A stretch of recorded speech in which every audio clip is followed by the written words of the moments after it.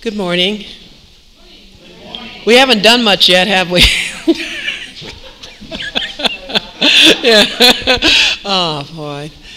This has been really wonderful. David said, as the song was ending, David said, we should just say the prayer right now and end the program, but then we would have missed conversations. Anyway, what we're going to do is talk a little bit, and then Buzz is going to close with some music. And what I'd like to do is close with what we opened with, which was our theme, and ask our panel if you have any thoughts on the theme, and then open it up for questions from the audience. I am in everybody's heart, but I am sleeping there. It is my old, old habit. In order to awaken me, you should always call out to me and say, Baba, Baba, Baba, continuously. Then I, who am asleep in your heart, will not find any pleasure in remaining asleep. Let alone sleep, I shall not find time even to doze. I shall slowly be awakened in your heart by hearing your constant call. You're taking my name constantly. Once I am awake in your heart, you too would awake and remain awake for all time. Therefore, repeat my name constantly and awake me in your hearts so that you become awake for all time. J. Bob. Adele. Hello. Any thoughts on the theme? You need to hold the mic up. Oh, you want some comments now? Yes. I see. Well, after J. Baba, last night at the Dooney, I think we go to the Dooney, some of us, with as the traditional purpose of relinquishing something that keeps us from this oneness experience, which is that God alone exists. You and I are not we but one. All the ways that the Beloved has tried to break down barriers. And so you don't actually formulate it into a articulate sentence, what you are throwing away with that stick into the consuming fire of love. But what you do is just express from your heart, as I did. I just kept saying to myself, oneness, holistic experience. Holistic experience, from my standpoint, is that the body, the mind, the emotions, the spirit, they're all coalesced so that they function for Baba, and that the mind doesn't interfere, as Fred in his wonderful Calypso song said, kill the mind. But of course, it can only be killed by the heart, by speeding up the heart. So I felt Baba answered that this morning a little bit with this most inspired playing of Buzz and Mike, putting music to Mani's words. Those are Mani's words. And mostly her music, too. And mostly her music. And what it evoked then was a oneness experience. Did you all feel that? Yeah. This melding of differences. Now, this is July 4th, isn't it? And what was this all about? Independence Day? All right. Instead of Independence Day, let's rename it Unification Day.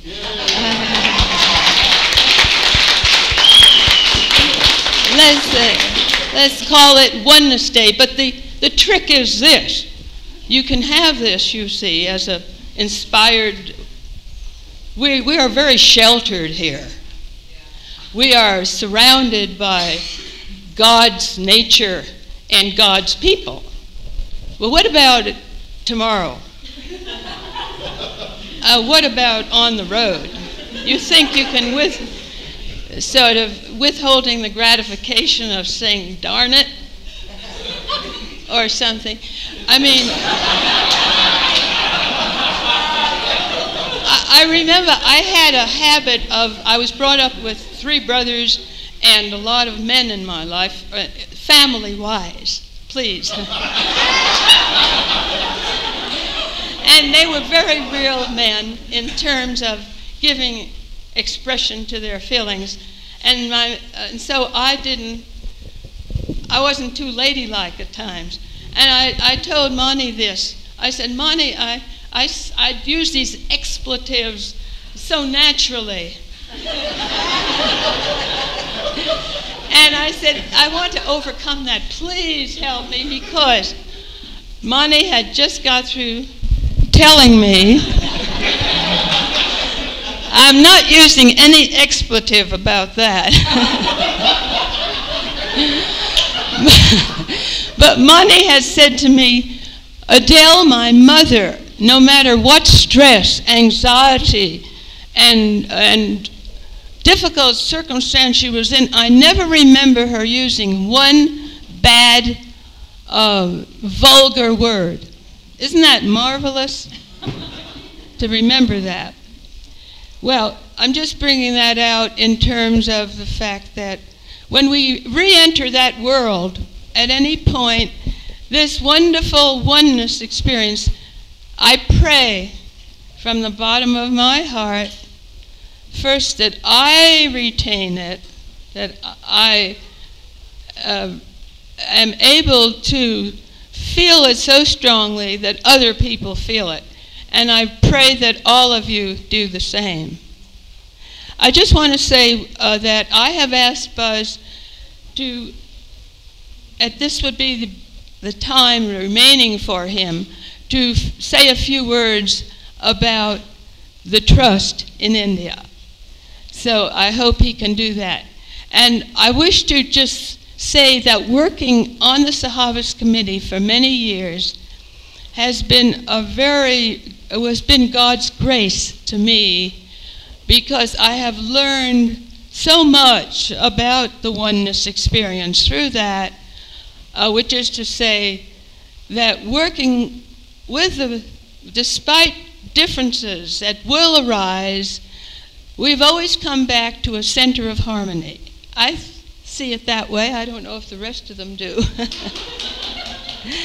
But I think Baba said, my work cannot be done with divisiveness. It is undone. There has to be also total honesty.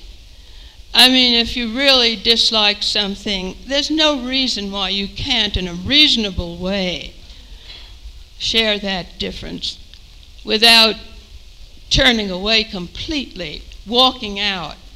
That I've never, ever appreciated. People who just turn their back because it's difficult. So I must praise the Sahavas Committee, each and every member, for bringing about this greater experience. It can only be done, blessed is the knowledge gained through experience of good and bad. You can't just theoretically decide about that. You have to really experience it. And the final thing I want to say is that Open the Door reminds me of Chris Pearson.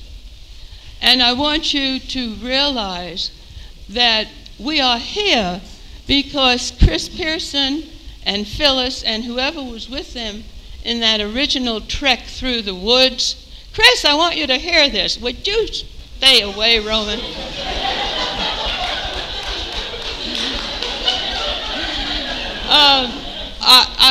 He did, and perhaps if we have time, I don't know who Lois, if there's time, I want Chris to tell us about how we have come to have Sahavas. And now it's become a very real format and tradition among groups throughout the country. Is there time for Chris to tell us a little bit about that? Just a word, or did Adele, you want it? Perhaps you like. What we can do is continue on the theme on the panel, and then at the end of the panel, two things. We can tell the story, which I can do if Chris isn't comfortable, and then Buzz can talk about the trust before he sings. Okay? Jay Baba. So you can sing about the trust. Okay. So thank you, Adele.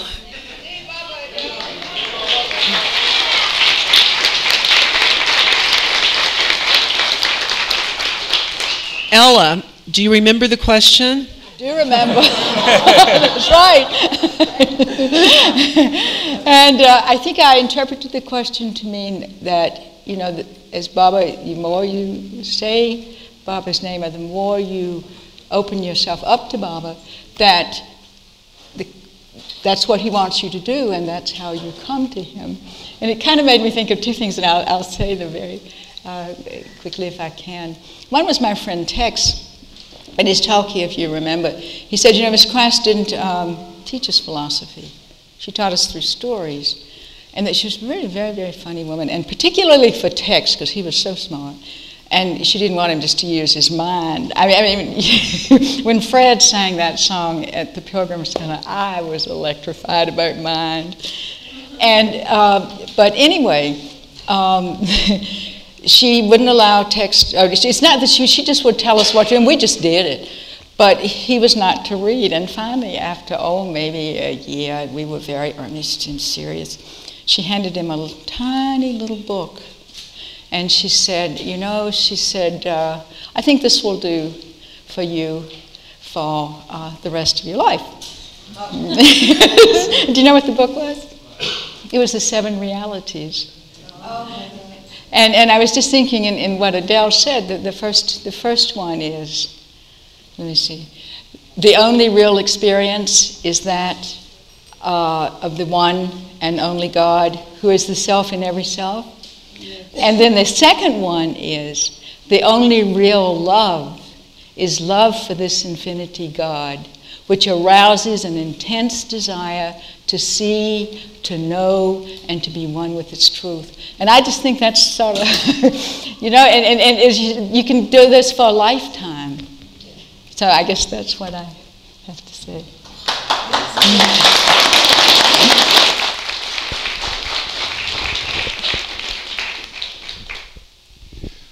Well, this is on? When I was hearing the quote, I was thinking about Baba as the awakener. And I remember when I first felt that Baba was in my life in the early 70s, I had this, together with this wonderful feeling of Baba's presence that was new and life-changing for me and completely turned my everything toward him. I had with it this sense of expectation, and I had a lot of energy about it. I was expecting to somehow be transported out of the world into some spiritual state of being. And that got pushed aside real quickly after I got to India, but still I had this sense that, you know, I have this lifetime, and I had this sort of expectation that through this lifetime, this great awakening would expand, and I would somehow be able to rise above everything. And of course, what's happened is just about everything but that. And what I've come to is that Baba's path is really sort of the path of the awakening of ignorance. And it has given me, and Margaret used to say that all the time, Baba has to bring it up and out. He has to bring it out. He has to do it. And it's not often a pleasant thing. So I remember one day being at the house at Dilruba at the center, and I was looking glum, I'm sure, and Margaret said, she said something like, cheer up and don't worry about it. I sat down and we were talking. She said, well, you know, when I first came to Baba and I went to the ashram, she said, I could dissolve, I mean, this is hard to imagine Margaret dissolving into tears, knowing her. She said, I could dissolve into tears at the wink of an eye because all this stuff was coming up in me. She said she used to hide under her, because there's nowhere to hide really in India, so she'd have to go to her bed and hide under her covers and weep about the things that came up in her. And she said, but gradually over my life, and this is a 92-year-old woman talking, so she had a long time to work on it. And she says that about herself. It takes time to do these things. She gradually over my life, it's become easier. Things pass more quickly. And she said, now when I see things going in front of my mind, and she sort of pantomimed it. Well, now when I see things going in front of my mind, I just laugh at them and let them go and not get myself attached to them. And you could see it was like that for her. She had that incredible poise, that ability to not really be rattled by much of anything. And I remember one day, Wendy tells this story about how one day Kitty was sitting with somebody, and they said, it was a new person. They said, well, Kitty, do you feel Baba's presence all the time? And she said, she hesitated and she thought, and she said, no, I can't say that I do. She said, but you see, I have this conviction about who he is. And it's that I rely upon as I go through the day. And I think that that's what his love has done for me, is to give me the beginnings of a conviction of who he is. And even though I don't feel his love often, I still have that foundation that helps me not to sort of give in to these things that are coming up in myself all the time. And remembering him helps that a lot. I try to find ways that I can remember him through singing and other things.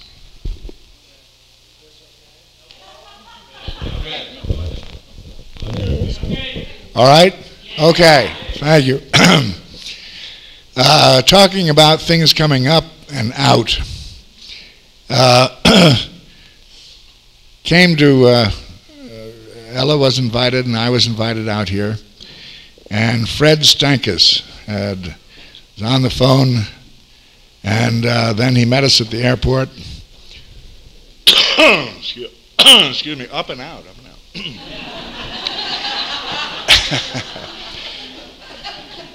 And kindly took us to his home with Gigi. And then I found out that I was going to talk, which I knew that, but then I thought it was 2 o'clock, and then it turns out that it was going to be late in the afternoon. Well, my nose got out of joint, and I got upset with Fred, and I said, my Lord, they'll all be asleep. I want them to hear this story. And I got all angry and huffy and filled with prima donna-like stuff, you see. And Fred took it, and then I realized, of course, and poor Fred, he said, who is this guy, I'm sure. And I'm still trying to find out, Fred, so it's, then I decided, well, Marx, for heaven's sake, you put it in Baba's hands, God's hand, Jesus' hand, put it in somebody else's hand. I put it in Baba's hands and forgot about it, and it didn't make any difference at all. I want to thank you all for your opening the door to me. I have never been to a Sahavas. I've never been to Los Angeles.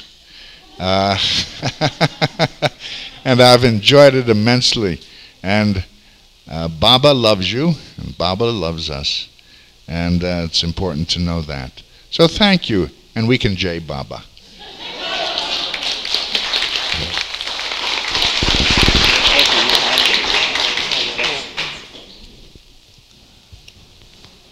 Coming back to the theme that you just read, I was when I came to know that I was supposed to speak, and I said, well, now, what do you go and tell Baba people?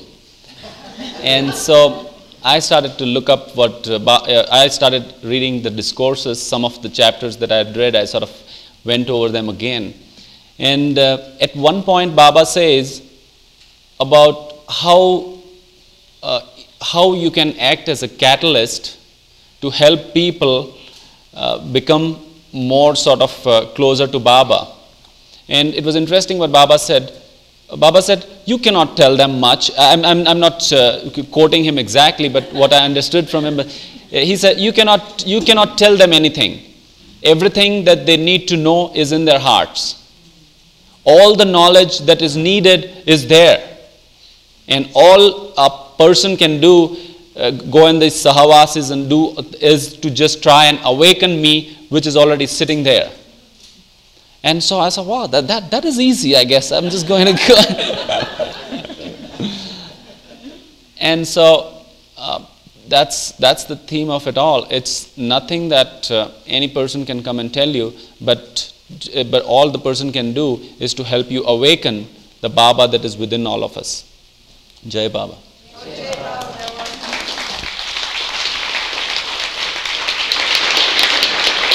So now we'll take questions for anyone on the panel. Anyone have a question? No questions? Oh yes, Georgine.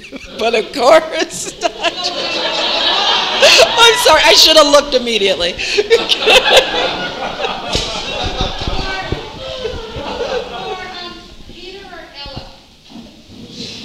When you were doing your Episcopal ministry, did you ever have people come in and ask you, like, who's this on the wall? Or, why isn't that a picture of Jesus? And how did you happen to answer?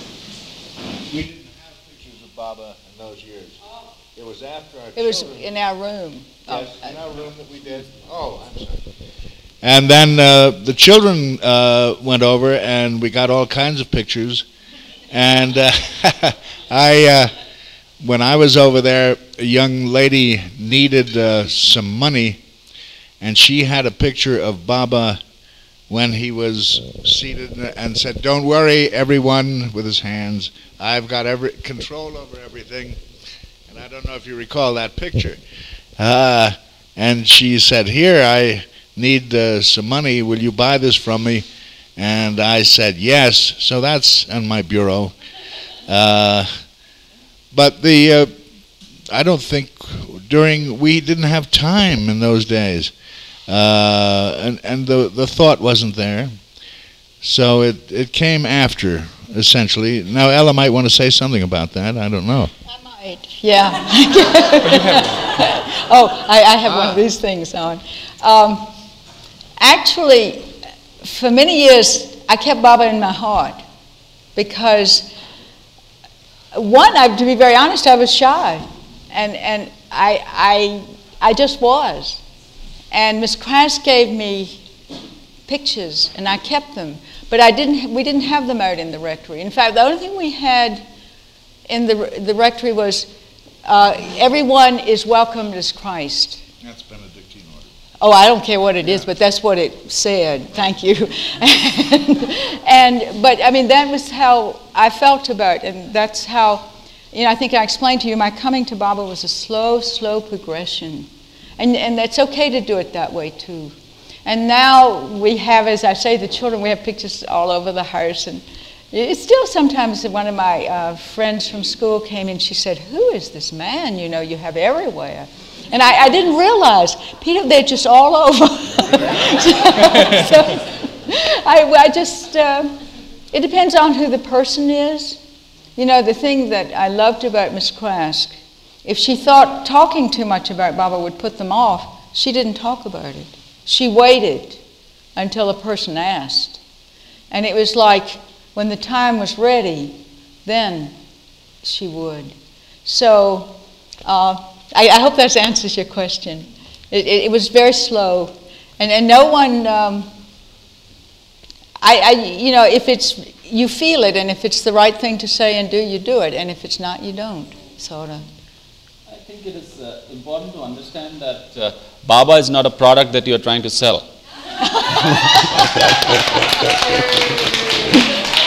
And the awakening of Baba's knowledge into our hearts takes lifetimes. And if you're expecting to get something done in a few months or a year, you say, by this time you should be a Baba lover. You still aren't. What's happening? That's a wrong approach that you would take. And I think it has to be a gradual thing. I agree with Merwan there. It has, and the thing is, it was like I read something. I was like Merwan, getting ready for this talk. I got the discourses again, and I went through them. But in one thing he talked about, and I was going to read it, but that, the master, in the beginning, it's like a honeymoon. You just receive so much goodness and so much love. And he does that to anchor the love.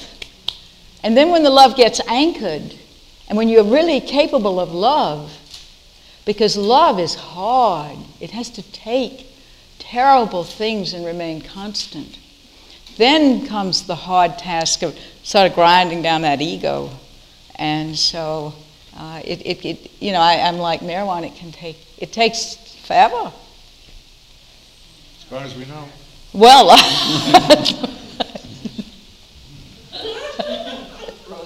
Where did you get that wonderful song?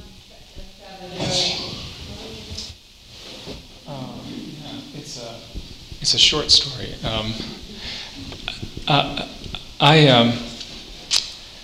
I'll tell you this little part first, because this is really the story. I was sitting with Mara one day, and she said, "Oh, how do you write songs? How do you think of the words to your songs?" I said, "Well, I have this thesaurus, and I open it up, and I start going." And she said, and I have a dictionary, and I go through it, and she said, she couldn't fathom what I was talking about, because I'm a very mundane kind of writer. She said, "Well, how I write songs is, when I'm putting the flowers around Baba's bed, these words come into my head, and I just get them spontaneously." That's how she would write these wonderful songs. You know that wonderful song, "Meher Baba, Lord and Friend, la da da da da da da." Yeah. So I wish my story was like that one, but it's not. How I write is that I always get the music first, except somebody gives me words like Mani did. And so I wrote this song, and it sounded sort of, Mexican or Latino, and I read poetry constantly. I read these mystics and Rumi, and I came across this image sometimes in the translations of Rumi's poems about the master as the minstrel. I thought, hey, that might fit in this song. So I looked up what minstrel was in Spanish, and it was El Trovador. So that was sort of the beginning of it, and it sounded like a sort of a celebration. This music sounded like sort of a jubilee. So that's how I write. I write songs laboriously. I go through sheets and sheets and sheets of paper, and I go through just all these books and words and everything until I get it to how I want it to be. So it's sort of like painting. It's so funny because it comes out so, like a word.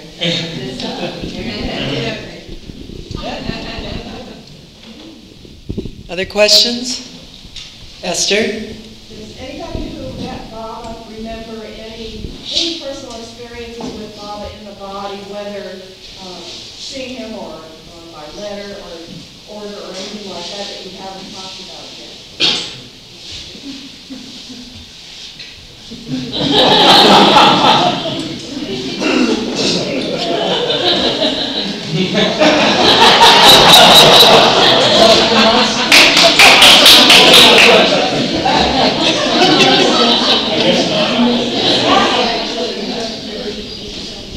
Adele, put the mic up to your Adele.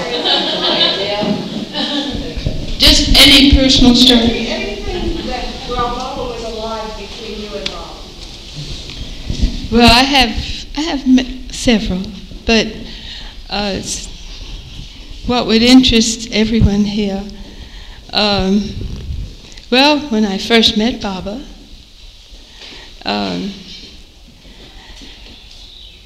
I met him in Myrtle Beach at the Lagoon Cabin, and of course, as I said in the story, and this is written up in Phyllis's Awakener, and also a very good interview that Jeff was able to do with me, and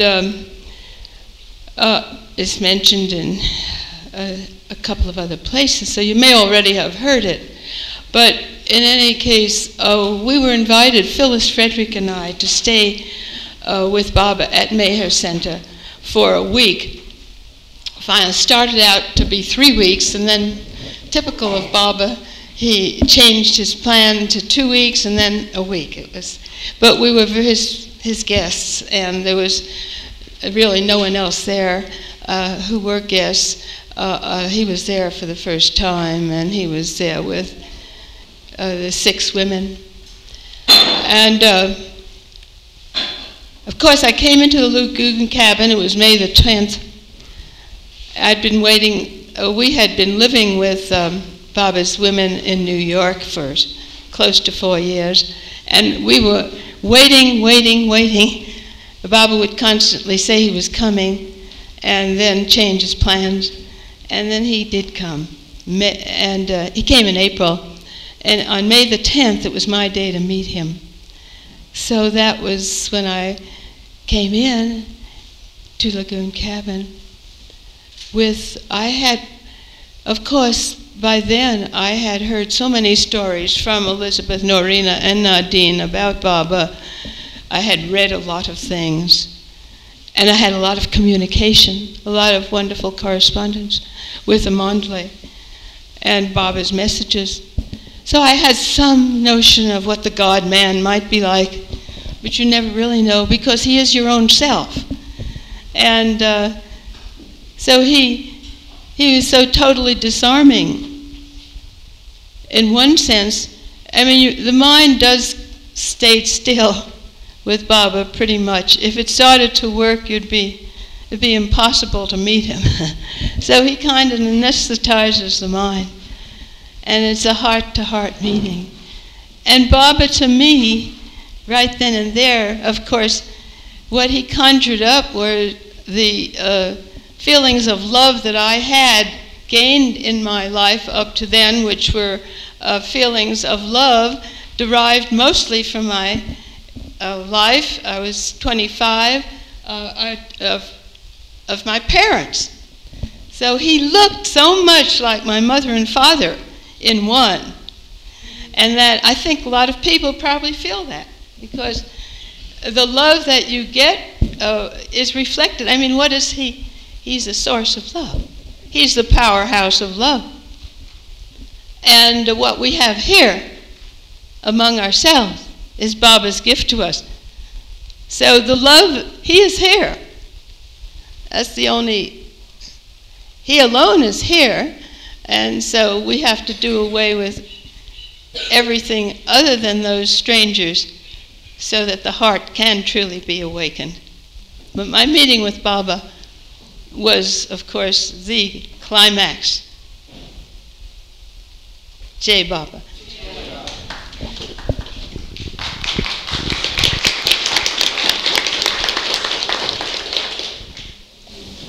Did anyone else want to respond to that question?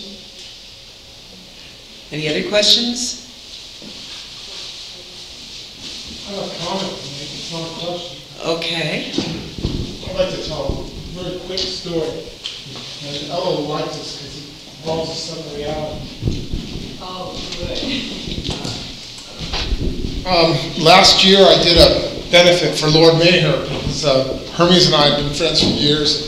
He was crying about the book and wanted to get the book out and so on. So after seeing how well Jeff and everybody did with the Merwan benefit, I was inspired to do something like that. So anyway, I'll get to the gist of the story. The gist of the story was, a lot of times you do things for Baba, you have a result in mind. And then at the end, what you realize and what the greatest gift that Baba gives is not the result that you had in mind at all, but what he gives you. And that's exactly what happened in this case.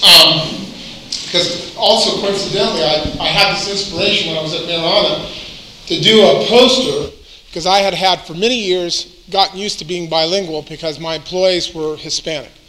So I said, Baba is universal, so there should be things in 3 languages. Because California, basically, we have a large Chinese population, Hispanic population. All right, so now I'll tie all this together.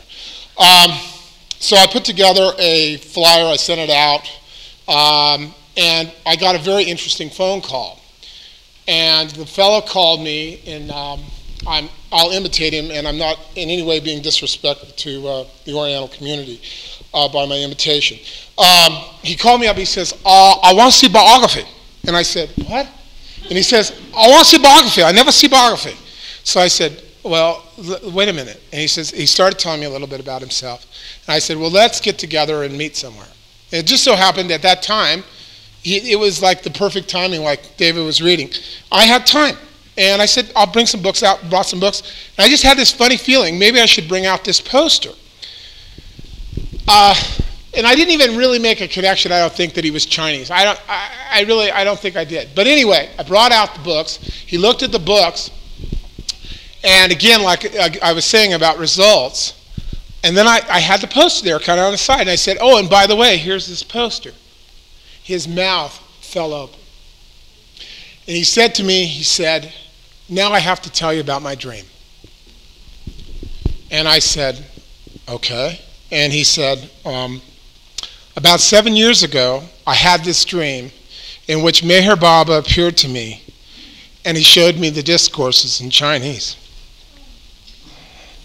And he said to me, he said, I didn't really know what to make of it. He said, I didn't want it to be an ego trip, like, okay, I'm the translator of the Chinese discourses. So I said to him, I said, well, you never know how Baba works. I said, because, Donkin, when he was asked to write The Wayfarers, complained bitterly to Baba about he didn't think he was qualified. How could he write a book? He's a medical doctor. How does he know anything about these musts? None of the Mondali really know anything about the musts. It's Baba himself. But anyway, get back to the story. So I said to him, I was encouraging to him, and I had this really strong feeling that Baba, this whole setup was a setup. And so, meanwhile, my Baba link to Meher Baba is that English is a second language teacher with a Chinese specialty. He did the translation. So all this stuff is tied in. The picture on the poster was the very first picture I ever saw of Meher Baba. So everything tied in. And so, needless to say, I told him, I said, now that you've told me this, I feel a responsibility to bother you to do it. So I said, I'm going to bother you, and I want you to understand that. So anyway, I don't want to take too much more time. But anyway, so I kept bothering him. Meanwhile, I contacted Don Stevens because I knew he was in charge of the translations. And he says to me, well, this is very interesting. And he says, Baba just doesn't do things. He doesn't waste any energy. And nothing happens by accident. I said, Don, I agree with you. And that's why I'm calling you. And this friend of mine, who's this contact, the English as a second language teacher, lives outside of Denver. And the other man lives in the Bay Area. So then Don says in the next breath, oh, and by the way, I'm coming to the United States, and I'm going to Denver, and I'll be coming to the Bay Area. And I'm going, okay, yeah, right. And so anyway, after hounding him for many, many months, and also I wanted him to go to the trouble to, because this is the other thing that's fascinating, is that he's a computer expert. And he has every dialect of Chinese in his computer. So anyway, to make a long story short, here's the 7 realities in Chinese.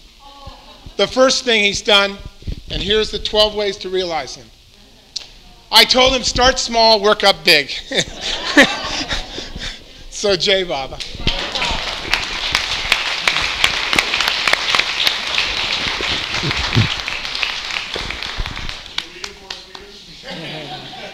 And then one little aside was that when we last saw Balji, which was at Alan Talbot and Karen Talbot's house, I thought it was very interesting coincidentally. Alan picks up an article on the newspaper and says the current favorite saying in China right now is "Don't worry, be happy."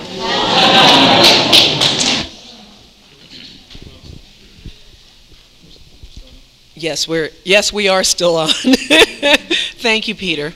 Buzz? Yeah, I had a couple things I wanted to share before we wrap up. I was sitting here thinking about the theme and awakening. And for me, awakening is sort of half of the spiritual equation. The other is the journey after the awakening. And conviction plays such a big part in that for me. And because conviction is our part And that's where the effort comes in, is on that side of it. And I wanted to say two final things. This was the first one, and that is, the first is that when I first went to India, I had this idea that I was going to run away from the world because it was such a horrible place for me up to that point. And everything that's happened to me with Baba since that time has been the exact opposite of that. He's put me right back in the world in just unbelievable ways, in ways that I never would have chosen for myself. I was in business for 10 years. I was a financial consultant in Washington before I did this other thing. And for me, it was sort of a mind-blowing experience. And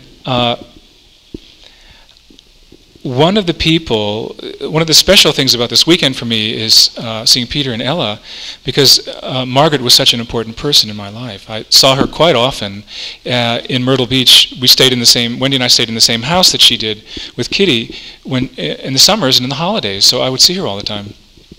And she would come to our place in Washington sometimes, and we would visit her in New York. So I have some of the same things going on in my head and heart that you were talking about, so it was really wonderful to hear that. And one of the stories she used to tell was about how she left India, and you told part of that. And she told it to me a couple of times. I have it written a couple of different ways. She would change it a little, you know how it is with the oral tradition. You have to dress it up and make it into... she said that she got this letter from Tudor. It was Tudor, wasn't it? Was it Tudor? She got this letter from Anthony Tudor saying, come to England and teach at this. Well, no, actually, he met her there. In India? No, he met her when she got to London. Oh. And hired her. But she probably got the letter from Nanette de Valois, who was a great, Nanette de Valois she established the Sadler Wells, which became the great English company. And I think that's where it was. Well, there was this letter. And because it was the catalyst for what happened. She said she received this letter to come and teach in England. And she was her health was just dreadful. She was very run down. She had boils and she had different bouts of this and that, dysentery. And she said, when I came to India the first time, Baba lifted us up, and we were in special categories. But by the time I left, she said I was sitting in the corner with the servants cutting vegetables. It was like that.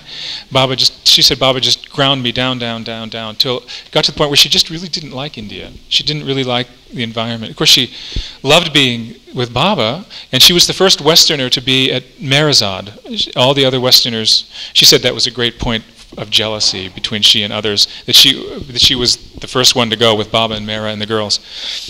But she received this letter, and she said, I took it to Baba and I showed it to Baba, and Baba read it and he just handed it back to me and didn't comment. No gesture. She said, he didn't comment. So she left and she said, I took that to mean that I should go.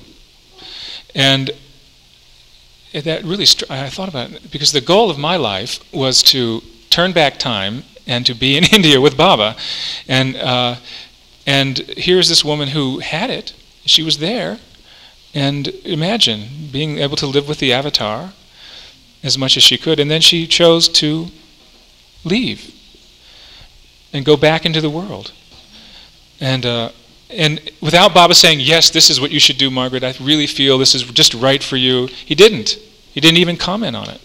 And so she said, I felt, because of Baba's mood and because of what I felt, that I should go. This was what he wanted.